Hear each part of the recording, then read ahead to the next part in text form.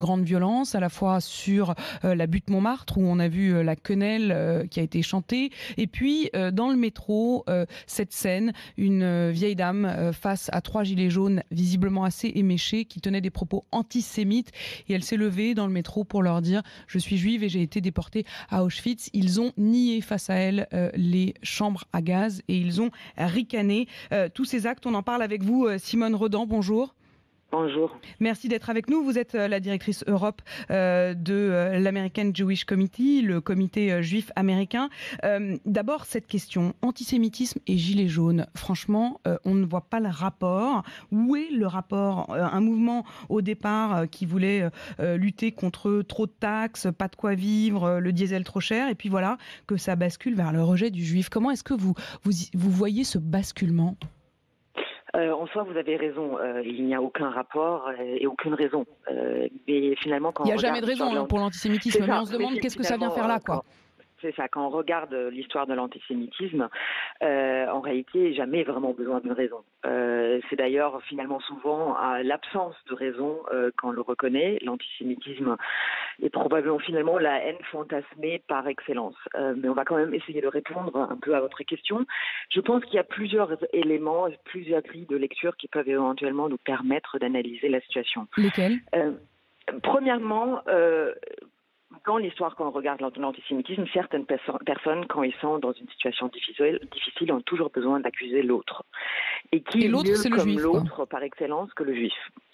Et contrairement aux racistes, l'antisémite souffre d'une sorte de complexe d'infériorité. C'est-à-dire, pour l'antisémitiste, le juif a le pouvoir, a le contrôle. C'est pour ça l'idée des juifs et les banques, les médias, le pouvoir. Au fond, il incarne le système, quoi. Exactement.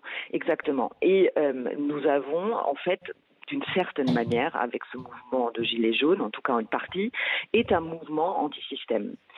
Et force est donc de constater que pour certains, le système semble être incarné par le juif. Et vous aviez tweeté, je voudrais m'arrêter un instant là-dessus, vous aviez tweeté, Simone Rodan, il y a quelques jours, l'image d'une pancarte sur un des ronds-points de Gilets jaunes, une pancarte sur laquelle il y avait une sorte d'amalgame qui était fait entre Macron, les grands patrons juifs, les banques, les médias et le sémitisme sillon. Donc il y avait déjà cette bascule. Exactement. Et, en fait, cette pancarte, d'une certaine manière, est l'illustration parfaite de cette idée-là. C'est-à-dire le juif qui tient le pouvoir, le juif manipulateur, le juif, bien évidemment, ce complot sioniste qui est souvent diffusé par des antisémites comme Dieudonné, comme Alain Soral. Donc c'est effectivement cette idée-là.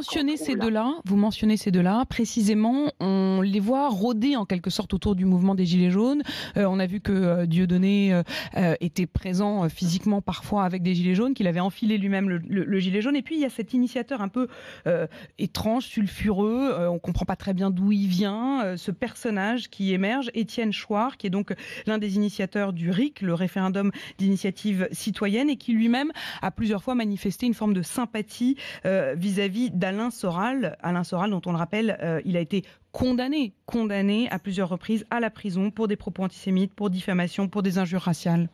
Qu'est-ce qu'ils font là, ceux-là ? Ouais, tout à fait. En fait, et quand on regarde bien, ils ont été là depuis le début.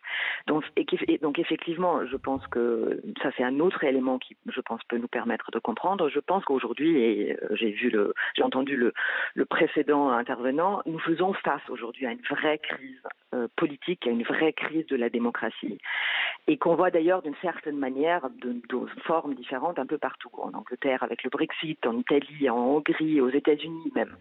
Et dans cette crise, il y a une polarisation du spectre politique avec de plus en plus de groupements extrémistes qui se greffent en fait dessus. Et donc c'est une forme d'accompagnement ou même de récupération, quoi.